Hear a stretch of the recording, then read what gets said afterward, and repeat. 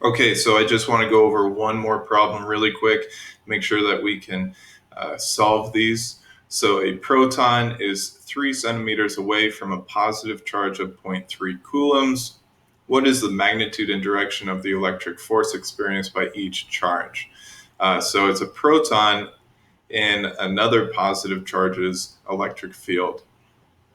So we know that the same charges are going to repel each other, so the direction of the force is going to be away from each other. But let's go ahead and do the math really quick. I said a proton, so we can assume that we're using the charge of one proton, which from a few slides ago we said was 1.60 times 10 to the negative 19th coulombs. So I'm going to use my Coulomb's law here. I'm going to plug in my constant, 8.99 times 10 to the ninth. I'm going to plug in my charge for that proton times the charge of the positive charge, 0.3. Take the absolute value of that and divide it by 0.03 squared, because the distance is 3 centimeters. I need it in meters, so that is 0.03 meters. I simplify it down a little bit and I get 8.99 times 10 to the ninth times 4.8 times 10 to the negative 20th divided by 0.0009 meters squared.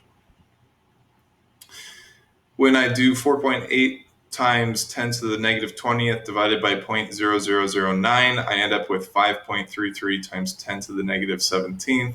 I multiply that by Coulomb's constant, and I'll get an answer of 4.79167 times 10 to the negative 7th newtons.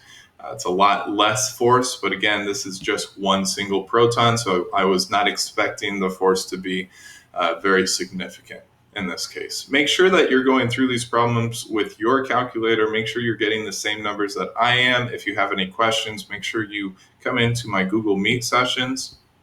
You're going to be completing these two assignments this week.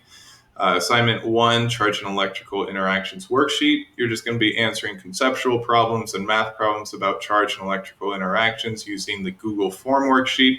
And then assignment 2 is you're going to be making a hands-on tool in order to figure out the electric field, electric force, and how they interact with each other.